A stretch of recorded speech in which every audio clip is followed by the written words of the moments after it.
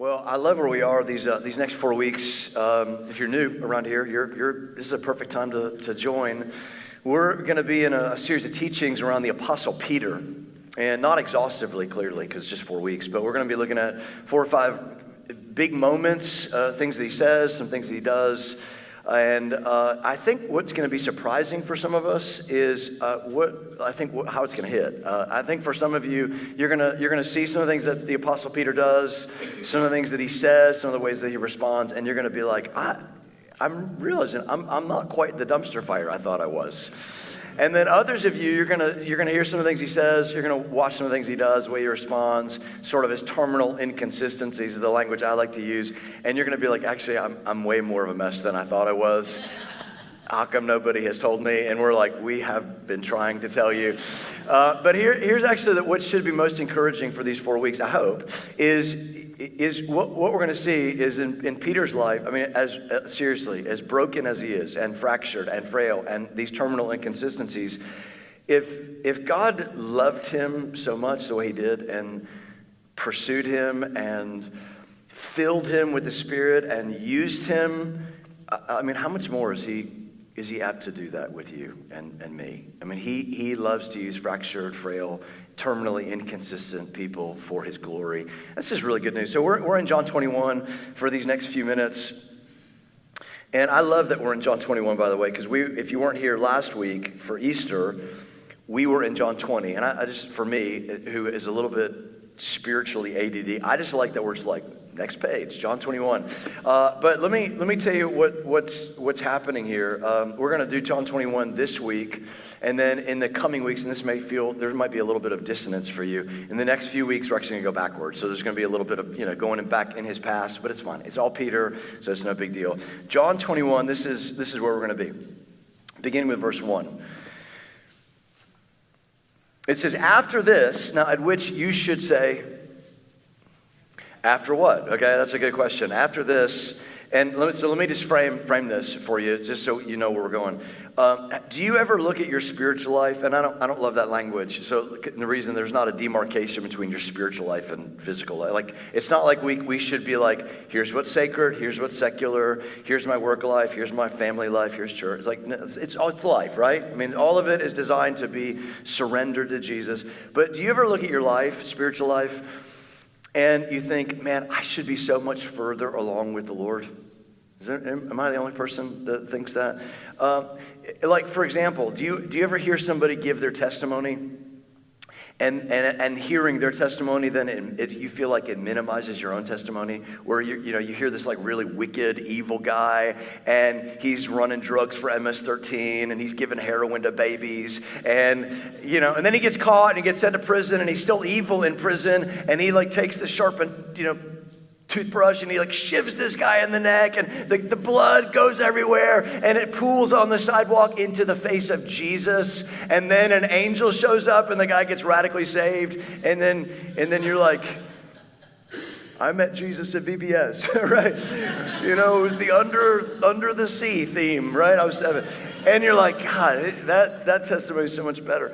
Or you're in church, and the Spirit of God's moving, and you're just like making all these promises, and then 2 weeks later you're like break those promises, or you're ugly crying in worship, and you're like, I'm never ever gonna do that again. I'm so ashamed of that. And then 2 days later you do it again, right? Or have you ever found yourself, you're out at work or some friends, and you say something out loud, and you realize as you say it actually, you've betrayed something that you have believed so deeply? Listen, if you relate to any of those are actually precise examples from Peter's life. And so if you have lived in that neighborhood at all, like, you're actually a candidate to be a disciple of Jesus. To follow. Let me bring the cookies down a little bit, just like make sure we're all heading in the same direction. Okay. If your Christian experience, if the trajectory of your spiritual formation was like 10 years ago, you said yes to Jesus, like you got saved 10 years ago, and your trajectory has only been up and to the right, Meaning like, I've only said yes to Jesus every day, and I've never rebelled, and my heart has never been hardened, and the dark clouds have never covered my life, and the sun has only shone on my, like, if that's been your experience, we just say, God bless you. We're so excited for you. This is probably the wrong place for you. Like this church, like there are other churches where maybe and the reason I say, like, it just feels like Hope City is much more like the emergency room on Friday night at 2 a.m. So if your experience in the Christian life has been more like, I said yes to Jesus, 2 gigantic steps forward, and then a week later, 1 big step back. And I once was blind, but now I see. But then in college, I went cross-eyed, and now I use readers. And sometimes I see clearly, and sometimes I don't see clearly. Like, if that has been your Christian experience, like huge highs and equally low lows, where you're like, I have so much faith, and then the next moment I'm doubting. Like, if that's been your experience, like, you're qualified to follow Jesus. You are qualified to be used by Jesus. That is the story of Peter. Let me show you. I want to go back in time just a little bit. Just keep your finger in John 21. I want to show you just the beginning of Peter's journey that we know. Matthew chapter 4, just very briefly. Matthew 4, verse 18, it says this. While walking by the Sea of Galilee, talking about Jesus, he saw 2 brothers, Simon, who's called Peter, and Andrew, his brother, casting a net into the sea, for they were fishermen. And he said to them, "Follow me, and I will make you fishers of men." Now, like a verse later, Peter and Andrew, what do? They drop their nets, they leave their livelihood, they go follow Jesus, at which we're all like, oh my goodness. The faith it took to do that. And I want to contend with you, it took very little faith for them to do that. And I only say that, that's not totally true, but I would say it did take a lot of faith because it was every boy's dream to be a rabbi.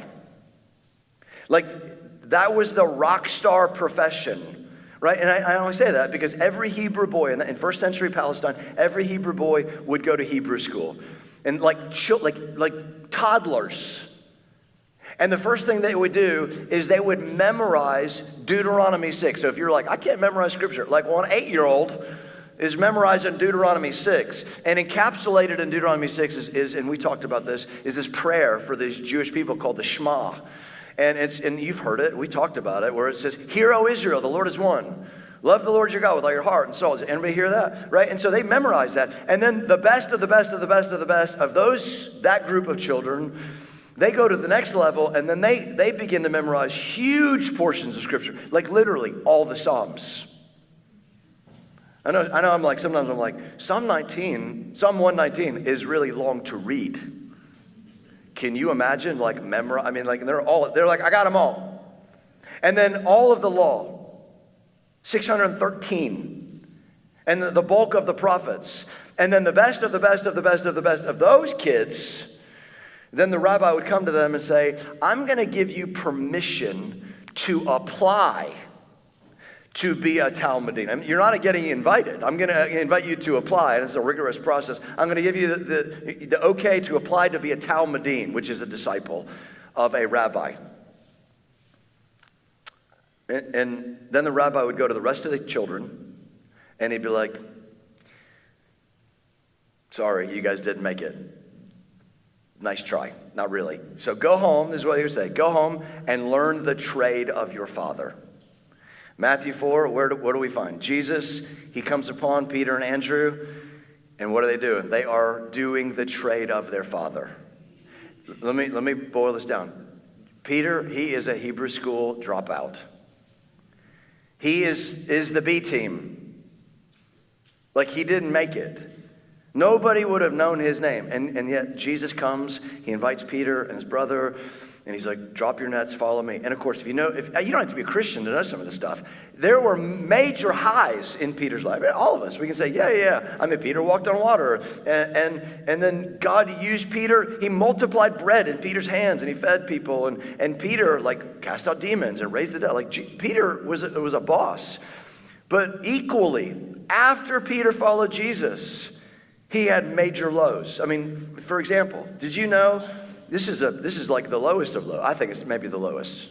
Maybe it's not the lowest. It feels like it's the lowest. Jesus called Peter Satan.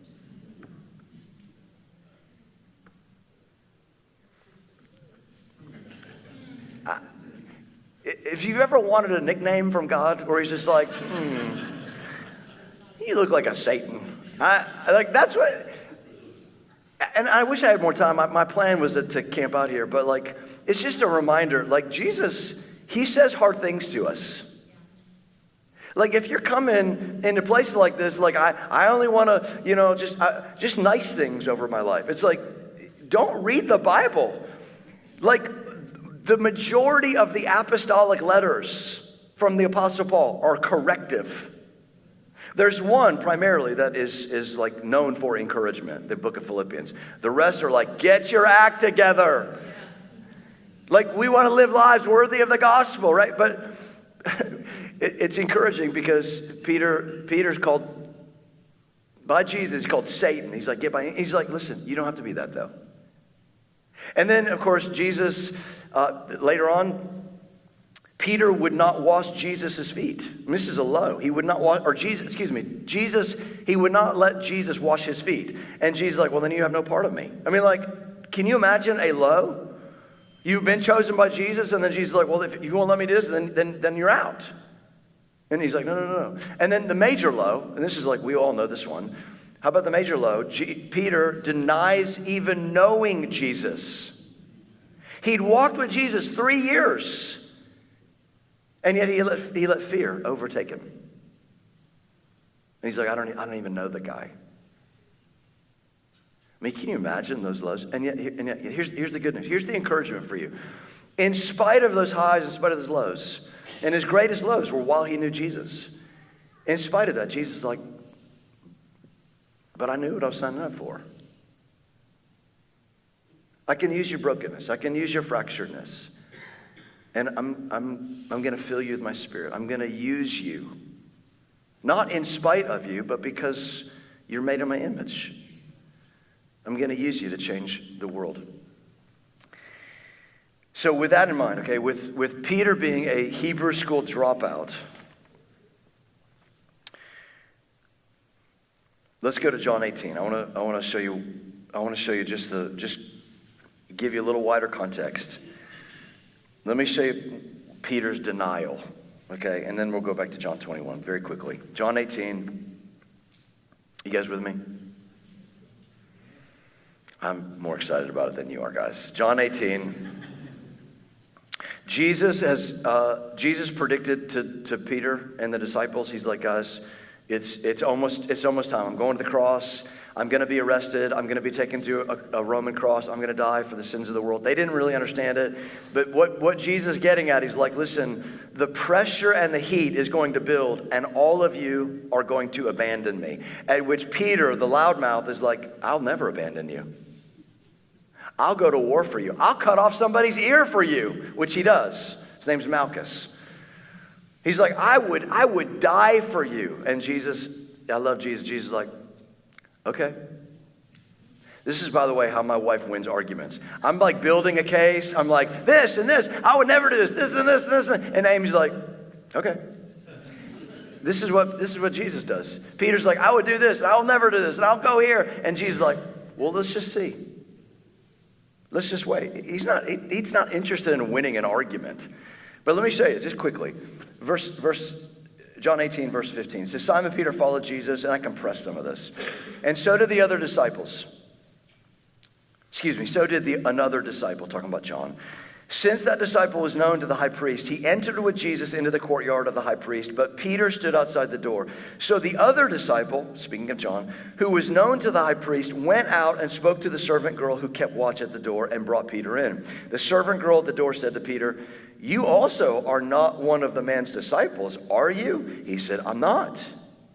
Now Simon Peter was standing and warming himself, so he said to them, so they said to him, you also are not one of the disciples, are you? He denied it, and he said, I'm not. One of the servants of the high priest, a relative of the man whose ear Peter had cut off, a guy named Malchus, he said, didn't I see you in the garden with him? Again, Peter denied it, and at once a rooster crowed. In Luke, in his gospel, he comments on it, and he says, the moment that the rooster crows, Peter just like loses it. He ugly cries. He weeps at his betrayal. And listen, if you know the story, if you know this true story, you know what happens. Jesus gets arrested. He gets dragged away, he gets beaten. The beard on his face gets ripped off of his face. A crown of thorns gets put on his head. Jesus gets nailed to a Roman cross. And listen, you don't get nailed to a Roman cross and survive. So he dies. They put him in a tomb. And at that moment, Peter's like, it's over. The dream of the kingdom is over. But what Peter doesn't know, 3 days later, on Sunday morning, Jesus rises from the dead. And what we talked about last week, Mary Magdalene, she shows up to the tomb early. Jesus is gone. And what does she find? She finds 2 angels sitting at the head, sitting at the foot of where Jesus was laying. And the angels say to her, go and tell the disciples what you've seen. In Mark's gospel, though, which the primary source of Mark's gospel is Peter. This is really interesting. In Mark's gospel, the angels say this. This is what's recorded.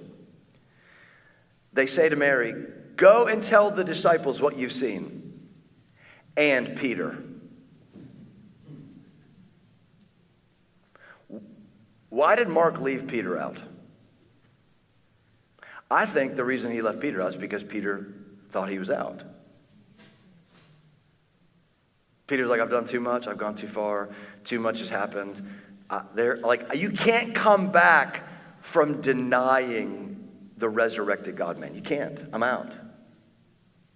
Okay, so with that in mind, with that rejection hanging over him, let's go to the third word now. Back to John 21, okay? It took a long time to get to the third word. John 21, and we're going to run through this. John 21, verse 1. It says, after this, Jesus revealed himself again to the disciples by the Sea of Tiberias, and he revealed himself in this way. Simon Peter, Thomas, called the twin, Nathanael of Cana in Galilee, the sons of Zebedee, and 2 others of his disciples were together. Simon Peter said to them, I'm going fishing. Now, remember, what did Peter used to do? He was a fisherman. So Peter's like, I'm going back to my old life. There's too much that's happened. And they said to him, we'll go with you. They went out and got into the boat, but that night they caught nothing. Just as day was breaking, Jesus stood on the shore. So this is the resurrected. He doesn't know Jesus has been resurrected. The resurrected Jesus stands on the shore. Yet the disciples did not know that it was Jesus. Jesus said to them, children, do you have any fish? They answered him, no. He said to them, cast the net on the right side of the boat, and you will find some. So they cast it, and now they were able to haul it in because of the quantity of fish. They were not able to haul it in because of the quantity of fish. That disciple whom Jesus loved, therefore, said to Peter, it is the Lord.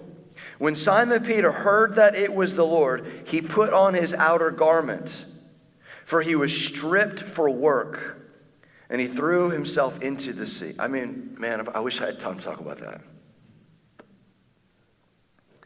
Just the extravagance of worship. Let me just talk about it for a second, okay? The first place that we see worship in the Old Testament is Abraham. And it doesn't look like worship, but Abraham takes his son. God's like, go sacrifice your son. And so Abraham takes what is most important to him. And he's like, I'll sacrifice it. Knowing that God somehow might raise his son from the dead. This is the same thing. This is an extravagance that feels unreasonable. This is what happens when you and I get redeemed. We find ourselves in the crosshairs of so many other people's judgment of why would you do that? Why wouldn't you just wait for the boat to get to the shore?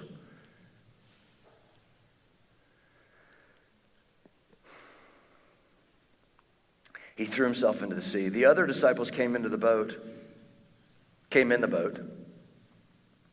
dragging the net full of fish, for they were not far from the land, but about 100 yards off. When they got out on land, they saw a charcoal fire in place with fish laid on it and bread. Jesus said to them, bring some of the fish that you have just caught. So Simon Peter went aboard, hauled the net ashore, full of large fish, 153 of them. Do you know why it says 153 fish? Because there were 153 fish. This is not a myth. Okay, it's not a story that's made up. This is true. And although there were so many, the net was not torn. Jesus said to them, "Come and have breakfast." I love this. Now, none of the disciples dared ask him, "Who are you?" They knew it was the Lord. Jesus came, took the bread, and gave it to them, and so with the fish. This was now the third time that Jesus was revealed to the disciples after he was raised from the dead. When they had finished breakfast, Jesus said to Simon Peter, "Simon, son of John, do you love me more than these?" Now, more than these what? Do you think he's pointing to the other disciples who are in earshot? No, I think when he says, "Do you love me?" I think he's pointing to the boats and to the nets and to the fish. What he's saying is, do you love me more than your old life? Because the implication is, if you love your old life better, like just stay with your old life.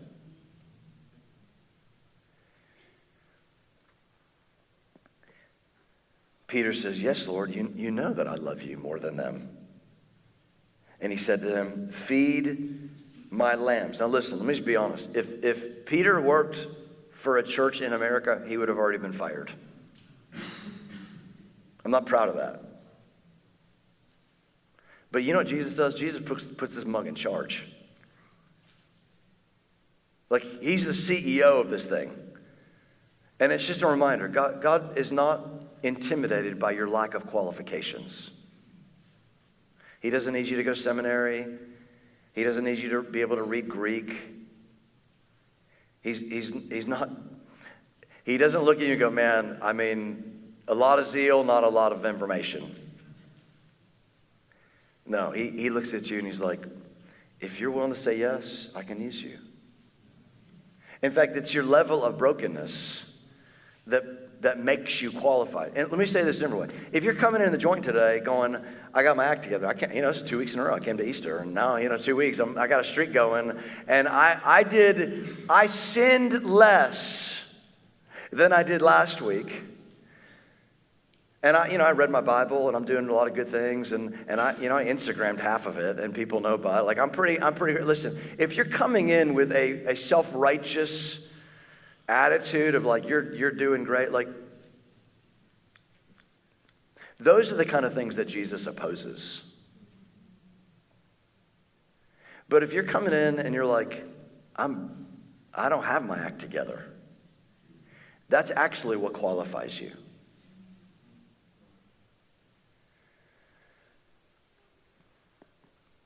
So he said to him a second time, said to Simon, to Peter, he says to him a second time, "Simon, son of John, do you love me?" He said to him, "Yes, Lord, you know that I love you." He said to him, "Tend my sheep." In other words, I'm going to put you, Peter, on mission with the thing that is most important to me. And what's most important to me is people. That's what I value most on the earth. And then he said to him a third time, "Simon, son of John, do you love me?" Peter was grieved. Another way to say that, Peter, like, he got his feelings hurt. I mean, can you imagine, has this ever happened to you in real life where somebody's like, ask you a question, you tell them, and then and then they ask you again, and you're like, "I just told you." And then they come back and they ask you a third time, you're like, "Do you not believe me?" This is Jesus, though. And he's like, "Do you love me? Do you love me? Do you love me?" "Simon, son of John, do you love me?" Peter was grieved because he said to him a third time. Let me tell you, Peter is slow on the uptake, and maybe you don't know this. Peter later is going to figure this out. Here's what's happening. Jesus is reenacting the 3 denials. I mean, the very fact that he's doing it around a fire,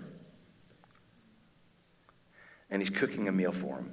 He's reenacting the 3 denials where Jesus is warming himself against a fire. And with every denial, he covers over that with an invitation. And he's like, "You're invited." Now, let me put an asterisk, and I want to be quick here. You and I have to, this requires some abiding. It requires a little bit of time. I don't want you to be intimidated by this. But you and I have to be able to discern the difference between the condemnation of the enemy, and we have to discern that between the conviction of the Holy Spirit. If you don't know better, I mean, it feels the same, but they're very different. One is out to restore you. One is out to cripple you. Let me put it this way. If you're coming into places like this in a spirit of rebellion, and you're like, I'm believing this is what I'm going to do, and I don't care who anybody says, and you're coming into the presence of God, into the presence of God's people, and you're expecting God to affirm your rebellion, you've got another thing coming. But if you're coming into the presence of God with humility, and you're like, I don't have my act together, and I'm not coming in a spirit of rebellion, but I'm coming so that God would heal me, then he's like, all day long. I mean, you can expect the Spirit of God to just descend on your life. Am I making sense? Let me say this a different way, because and this is helpful. Every once in a while, I have to get a course correction from people that care about me. If you've been here more than 10 minutes in our church for these courses of the last few years, like we're serious about the holiness of God. We're serious about being sober-minded towards Jesus. Like, this isn't playtime. Like, we're not going to take ourselves seriously. Just go on our Facebook page. You'll see, like, we don't take ourselves seriously. But, like, we take Jesus very seriously. And if you're part of our house, like, we want you to take Jesus very seriously. But I understand sometimes in my expression of, like, let's be serious about Jesus. Let's be on mission together with Jesus. That it would be easy for those of you coming into the room where you're like, John, I want to be serious, but I'm serious. Like, I just got out of rehab, and like I'm a kindergartner with the Lord. Or I'm struggling so much with my mental health, I can't get out of my bed. Or I have 2 toddlers at home, and I'm doing, feedings at midnight and feedings at 2 and feedings at 4, and I don't have the energy. I love to read my Bible, but I'm not even thinking about reading my Bible. I'm just trying to like stay above the waterline. I just want you to know, like Jesus, he sees that. He sees the stage of life you're in, this place, and he's not shouting at you, get your crap together. He's not doing that. He's like, I just see where you are. I can meet you where you are. I can use you where you are. And over time, he's going to grow you. This is where I get serious. Over time, he will grow you. There will be a day where you're like, I'm going to spend lots of time in the Bible. There's going to be days where I'm going to spend hours in prayer. That would be my prayer for our house. There are going to be days where we have courage to face rejection and sharing the gospel. But right now, for some of you, the greatest act of faith is just getting here. And Jesus is like, that's okay. I can use you where you are. Quickly, let's finish this. Jesus says, do you love me? He says to him, Lord, you know everything. You know that I love you. Jesus said to him, feed my sheep. In other words, Jesus is going, Peter, listen, I know you. I know everything about you. And I knew what I was getting when I purchased you by my blood. That's what Jesus is saying. Let me say it this way. Anybody ever buy a used car?